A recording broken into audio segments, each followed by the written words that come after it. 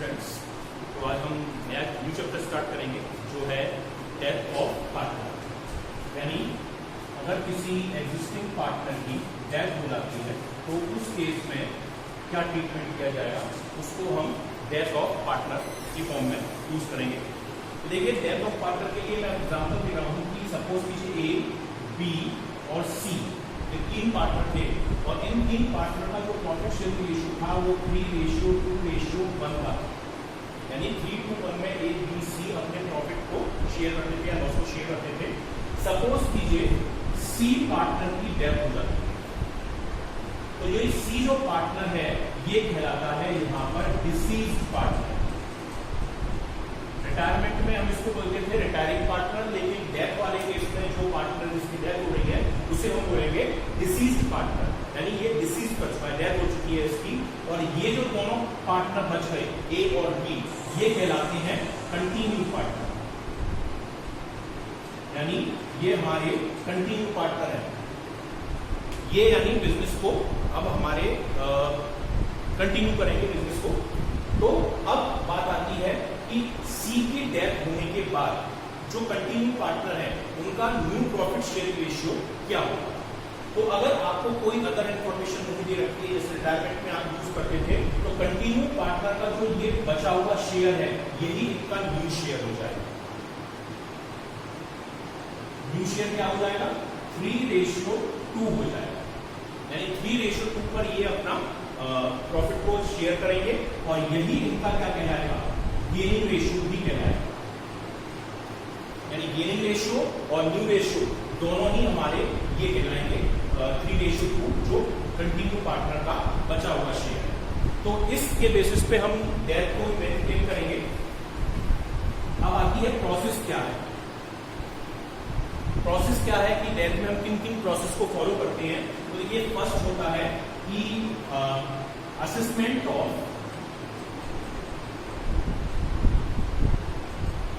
Assets and liabilities. जो आप जानते हैं रिटायरमेंट और एडमिशन में क्या था? रिवैल्यूएशन। रिवैल्यूएशन मतलब कि असेट्स कितनी इंक्रीज हुई या असेट्स या लायबिलिटीज की वैल्यू कितनी डिक्रीज हुई, इसको हम कहते हैं assessment of assets and liabilities. Second होता है ट्रीटमेंट ऑफ रिजर्व। यानी रिजर्व का क्या ट्रीटमेंट करेंगे। जो रिजर्व पहले से ही बना हुआ है उसमें से जो डिसीज्ड पार्टनर है जिसकी डेथ हुई है उसको उसका शेयर दिया जाएगा। जितना शेयर वो अब तक ले रहा था डेथ होने से पहले, उतने शेयर के बराबर रिजर्व में भी उसका शेयर उसको दिया जाएगा। थर्ड होता है ट्रीटमेंट ऑफ गुडविल। यानी जो फर्म की गुडविल है उस गुडविल में से भी हम उस डिसीज्ड पार्टनर को उसका शेयर देंगे, और ये शेयर कौन देगा? जो कंटिन्यू पार्टनर होगा। जैसे ए, बी, सी है, सी की डेथ हो जाती है तो ए और बी अपनी कैपिटल में से सी को गुडविल को कंपनसेट करेंगे। जो हम उसमें कर रहे थे रिटायरमेंट में, सेम प्रोसेस वही आपको फॉलो करनी है कि आपको यहाँ पर अपना जो गुडविल का शेयर है वो कंटिन्यू पार्टनर को पे करेंगे। नेक्स्ट है हमारा, क्या करेंगे हम इसके बाद कि कैलकुलेशन ऑफ अमाउंट पे टू डिसीज्ड पार्टनर। यानी ये कैलकुलेशन की जाएगी कि डिसीज्ड पार्टनर को ओवरऑल उसकी डेथ होने के बाद उसका कितना अमाउंट निकलता है, यानी हम उसे कितना अमाउंट पे करेंगे। अब देखिए, यहाँ पे डिसीज्ड पार्टनर को तो हम दे नहीं सकते अमाउंट, डेथ हो चुका है, उसकी डेथ हो चुकी है, तो हम यहाँ लिखेंगे एग्जीक्यूटर।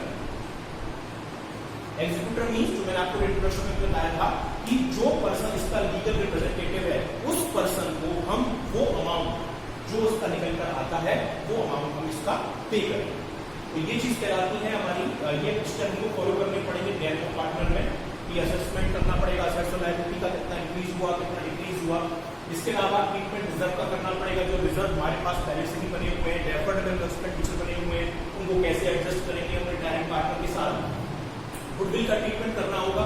गुडविल का ट्रीटमेंट वही होता है जो हम रिटायरमेंट में करते हैं ऑलमोस्ट। और फिर एग्जीक्यूटर को, जो जिस पार्टनर की डेथ हुई है उसके एग्जीक्यूटर यानी लीगल रिप्रेजेंटेटिव को कितना अमाउंट पे किया जाएगा, ये अमाउंट कैलकुलेट करना भी हमारा डेट की प्रोसेस का पार्ट होता है। अब हम आगे चलेंगे तो आगे हम देखेंगे कि इसमें क्या चीजें एंट्री की जाती हैं। एक होता है 5th पॉइंट अगर हम देखें, calculation of share in profit. ये क्या होता है? अब सपोज कीजिए किसी पार्टनर की डेट, हमारा जो असेसमेंट ईयर है वो 1 अप्रैल से लेकर 31 मार्च तक का है, यानी 1 अप्रैल 2000 सपोज कीजिए 19 को वो स्टार्ट हुआ और 31 मार्च 2020 तक यह फाइनेंशियल ईयर यूज होना है, यानी इस ईयर की हम अपनी अकाउंटेंसी मेंटेन कर रहे हैं। किसी पार्टनर की डेट सपोज कीजिए 30 जून को हो जाती है, 30 जून को हो जाती है, यानी फाइनेंशियल ईयर स्टार्ट होने के बाद कितने टाइम बाद उसकी डेथ हुई, यानी 1 अप्रैल के बाद 30 जून कितना हो गया, यानी 3 महीने वो पार्टनर, 3 महीने के बाद वो पार्टनर जिसकी डेथ।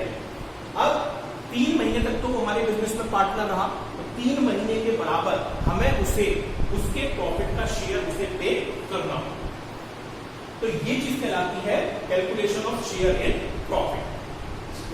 इसको हम कहते हैं यहां पर P&L सस्पेंस।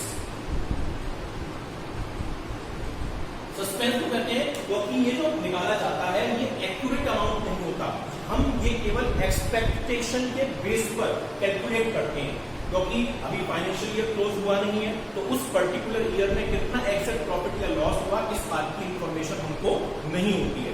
तो उस केस में क्या करते हैं, हम प्रीवियस ईयर या एवरेज प्रॉफिट को एज्यूम करके उसके बेस पर एक एक्सपेक्टेड प्रॉफिट की अमाउंट को कैलकुलेट कर लेते हैं, इसलिए इसे हम P&L सस्पेंस बोलते हैं। ये कई बेसिस पर निकाला जा सकता है कि जैसे प्रीवियस ईयर के बेसिस पर, यानी हम ये एज्यूम कर लेते हैं कि जितना पिछले साल प्रॉफिट हुआ था वही प्रॉफिट हमको इस करंट ईयर में हुआ है। सेकंड होता है कि एवरेज प्रॉफिट के बेस पर। एवरेज प्रॉफिट का मतलब होता है कि पिछले पास्ट 2 और 3 ईयर का हम एवरेज प्रॉफिट निकाल लेंगे और उस एवरेज प्रॉफिट के बेस पर हम फिर उस प्रॉफिट की कैलकुलेशन करेंगे। और थर्ड होता है हमारा टर्नओवर के बेसिस पर। टर्नओवर मींस हमने प्रीवियस ईयर्स में कितनी सेल की है, उस सेल को एज्यूम करके हम उसके प्रॉफिट को शेयर को कैलकुलेट कर लेंगे। इन बेसिस पे हम निकालते हैं। अब बात आती है कि इसकी एंट्री क्या होती है, क्योंकि इसका ट्रीटमेंट हम रिटायरमेंट में नहीं करते, क्योंकि रिटायरमेंट में तो पर्टिकुलर या एंड ऑफ फाइनेंशियल ईयर में होता है या हमको प्रॉफिट पता होता है, हम उसको प्रॉफिट नहीं लेते हैं। पर डेथ वाले केस में इसको हम निकालते हैं, तो उस केस में फिर हमें इसकी कैलकुलेशन करनी होती है। उसकी जनरल एंट्री क्या होगी ये मैं आपको बता देता हूँ। वैल्यूएशन का फॉर्मेट आप जानते हैं, गुडविल का ट्रीटमेंट आप जानते हैं, रिजर्व का ट्रीटमेंट आप जानते हैं। तो केवल जो न्यू चीज है यहाँ पर वो नई चीज है हमारी, केवल जो प्रॉफिट है या लॉस है। रिजर्व का ट्रीटमेंट आप जानते हैं, मैं आपको फिर भी बता दे रहा हूँ रिजर्व का ट्रीटमेंट क्या होता है। तो reserve account debit to all partner capital account, और इसको हम क्या करेंगे ओल्ड रेशियो में पार्टनर्स में डिवाइड कर देंगे। आप जानते हैं जैसे जनरल रिजर्व में रखा है आपको A, B, C हमारे ये 3 पार्टनर हैं, और जनरल रिजर्व आपको दे रखा है सपोज की 30,000 का। तो रिजर्व अकाउंट डेबिट या general reserve account debit to A capital, to B capital, to C capital, और टोटल अमाउंट ओल्ड रेशियो के पार्टनर्स में डिवाइड कर दिया जाए। ठीक है।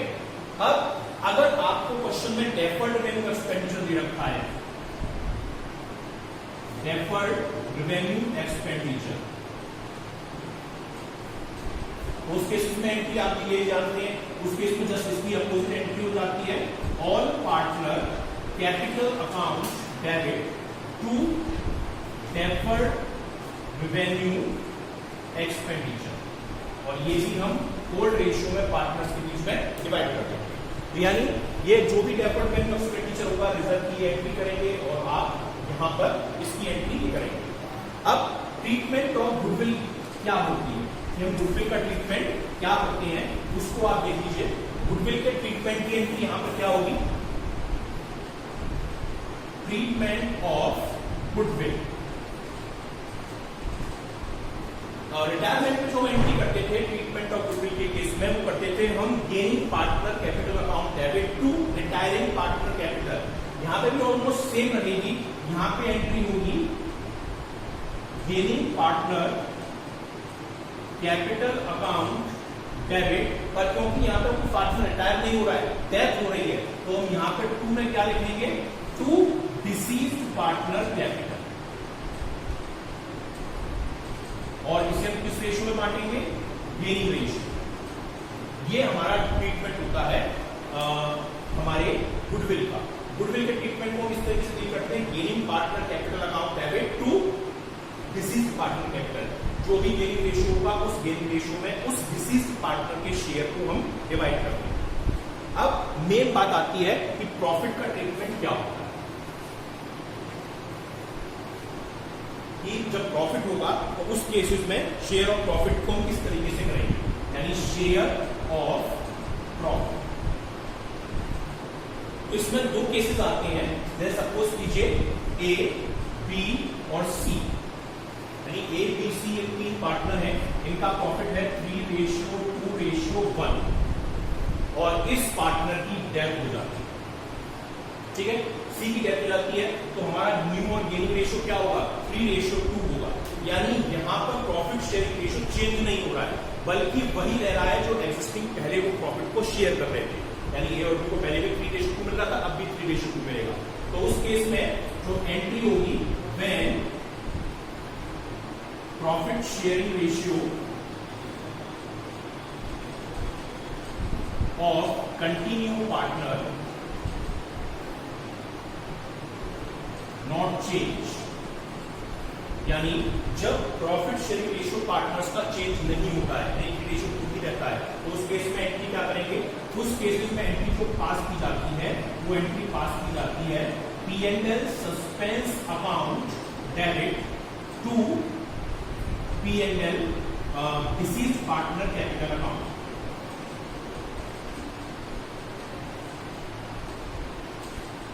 जैसे आप इसी केस में लें, सी की डेथ हो जाती है और सी का जो शेयर निकल कर आता है प्रॉफिट में, वो निकल के आता है सपोज कीजिए 4000, तो एंट्री हम पास क्या करेंगे, P&L suspense account debit to deceased कौन है, C, to C's capital account. और जितना भी अमाउंट उसके प्रॉफिट का निकल कर आया होगा, उसका शेयर निकल के आया होगा, उस पर्टिकुलर रेशियो में उस हम अमाउंट को डिसीज पार्टनर को पे करते हैं, ठीक है।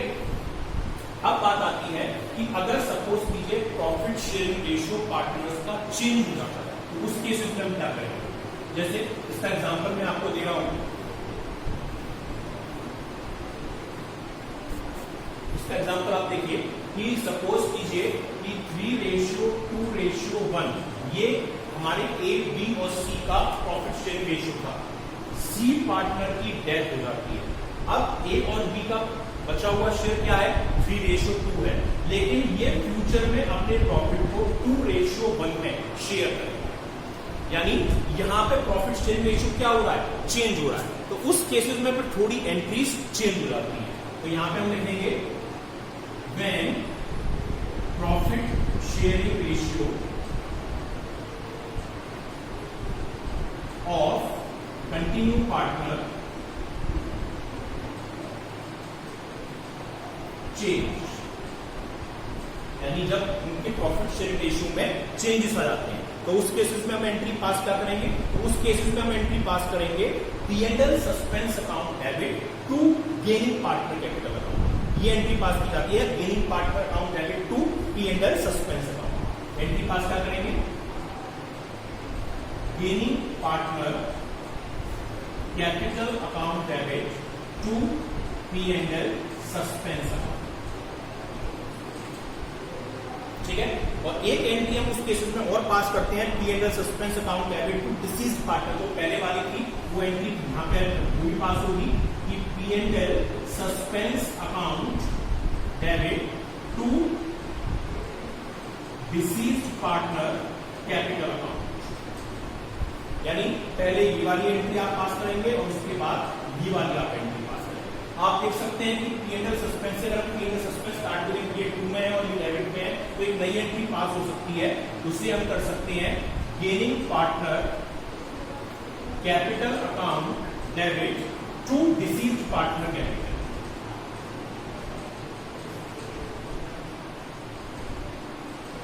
ये भी एंट्री पास हो सकती है, यानी इन दोनों एंट्री के प्लेस पर हम एक ये सिंगल एंट्री भी पास कर सकते हैं। तो यानी ये हमारा ट्रीटमेंट है प्रॉफिट और शेयर ऑफ प्रॉफिट को कैलकुलेट करने का जब किसी पार्टनर की डेथ हो जाती है। अब आते हैं कि हम कितने बेसिस पे निकाल सकते हैं प्रॉफिट का शेयर, हम किस बेसिस पे निकाल सकते हैं। तो उसके लिए हम क्या करेंगे, जैसे मैंने आपको बताया कि ए, बी और सी ये पार्टनर है, इनका प्रॉफिट शेयर रेशियो 3:2:1 का है, और सी जो पार्टनर है उसकी डेथ हो जाती है, यानी डिसीज्ड पार्टनर कौन है हमारा, डिसीज्ड पार्टनर है सी।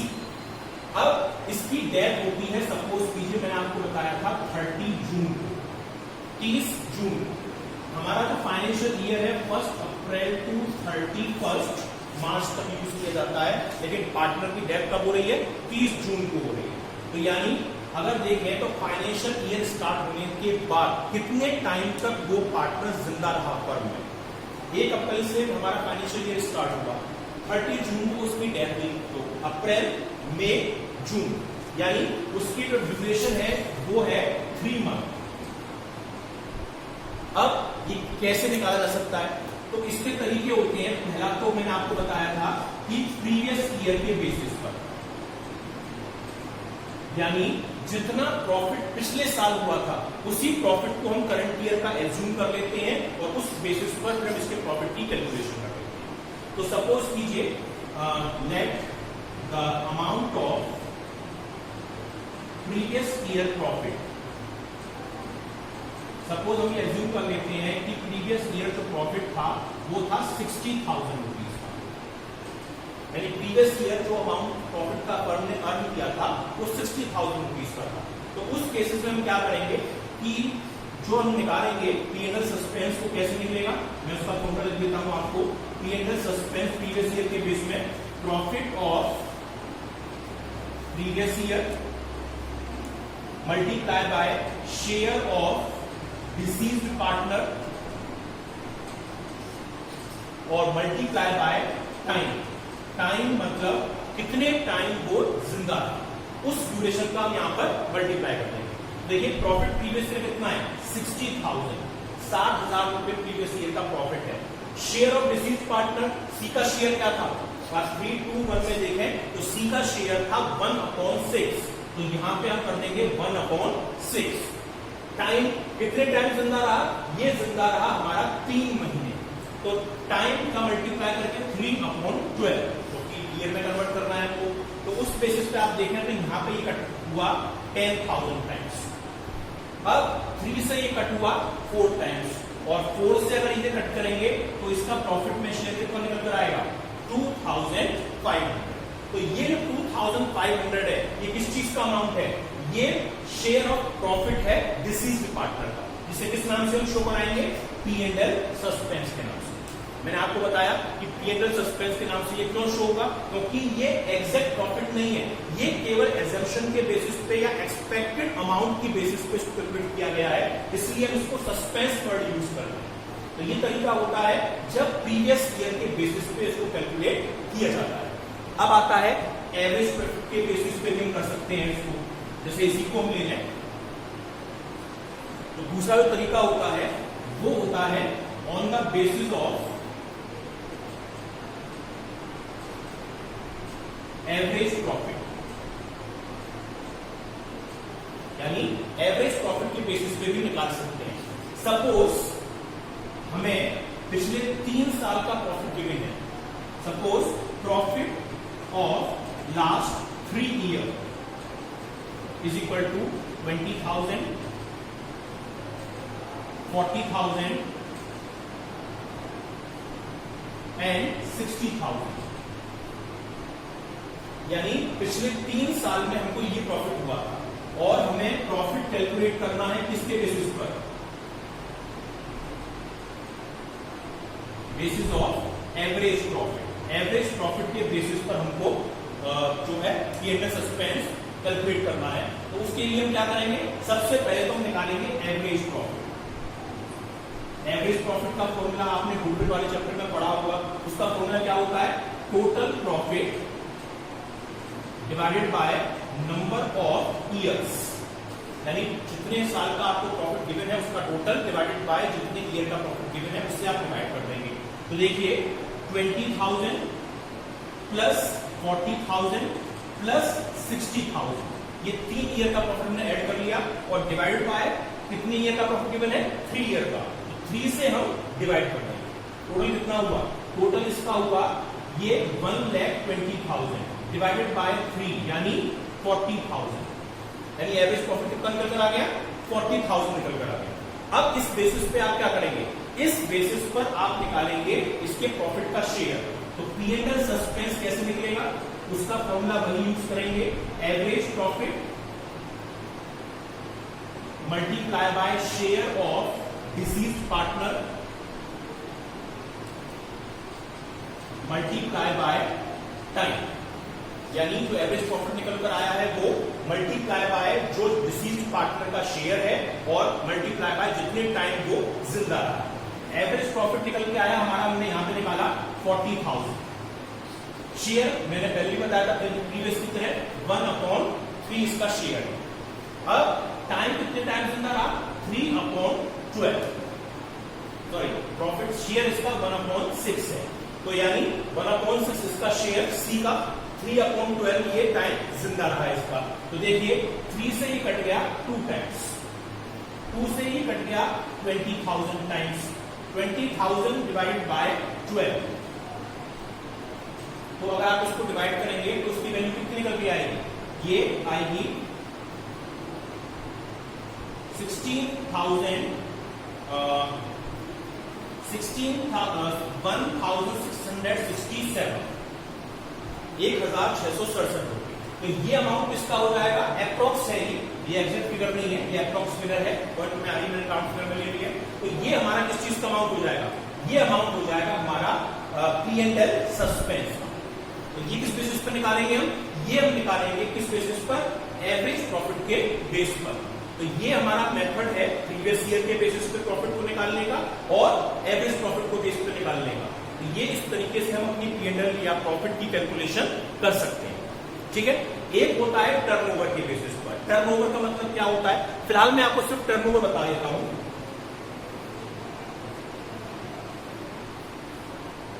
कि टर्नओवर का मीनिंग क्या होता है। नॉर्मली टर्नओवर को मीनिंग को कहते हैं टोटल ऑफ सेल। टर्नओवर का मतलब है सेल्स, यानी प्रीवियस ईयर में टोटल जितनी सेल हुई है उसके बेसिस पर हमें इस प्रॉफिट के शेयर की कैलकुलेशन करनी होती है। जैसे सपोज कीजिए प्रीवियस ईयर में जो सेल हुई थी, sale of previous year sale वो थी सपोज कीजिए 5 लाख, ठीक है। और प्रीवियस ईयर का जो प्रॉफिट था वो सपोज कीजिए वो था 1 लाख रुपीज, यानी प्रीवियस ईयर में 5 लाख की सेल करने पर हम कितना प्रॉफिट अर्न कर रहे थे, 1 लाख। अगर इसको हम परसेंटेज में कन्वर्ट करें तो कैसे निकल के आएगा, वैसे तो आपको पता होगा, फिर मैं फॉर्मूला लिख देता हूं कि profit multiply by 100 divided by sales, इससे आप परसेंटेज निकालेंगे। यानी 1 लाख रुपीज का हमको प्रॉफिट हुआ था, multiply by 100 divided bye 5 lakh, तो ये तरीके से कितना आ जाएगा, 20% अमाउंट हो जाएगा। 20% मीन्स हमारा ये अमाउंट है प्रीवियस ईयर की प्रॉफिट का, परसेंटेज की फॉर्म में। अब हमें दे रखा है current year sale up to 30 June. 30 जून क्या है, इस डेट तक वो पार्टनर जिंदा रहा है, यानी 30 जून तक वो पार्टनर जिंदा रहा है।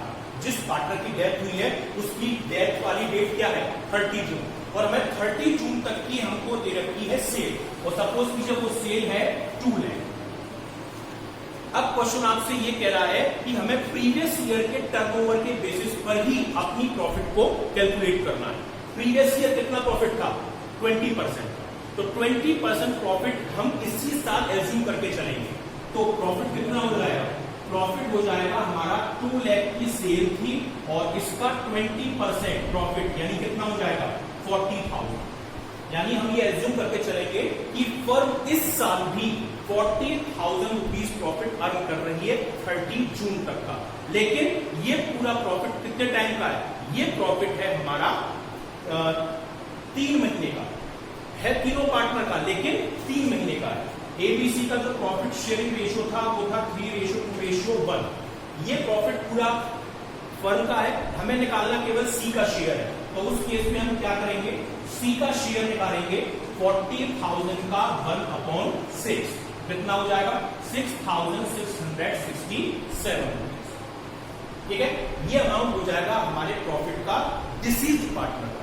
यहां पर हमने वो फॉर्मूला यूज नहीं किया, केवल शेयर निकाला, टाइम नहीं निकाला। टाइम क्यों नहीं निकाला? क्योंकि हमको जो सेल दे रखी थी वो ऑलरेडी 30 जून तक की ही दे रखी थी, यानी 3 महीने की दे रखी थी। इसलिए हम केवल profit multiply bye deceased partner share को ही यूज करेंगे, टाइम पीरियड नहीं निकालेंगे। तो ये आपका नंबर ऑफ जो टोटल कैलकुलेशन है ये प्रॉफिट की है। मैं कल के वीडियो में आपको आगे फर्दर जो कैलकुलेशन है वो कराऊंगा। Stay home, stay safe. Thank you.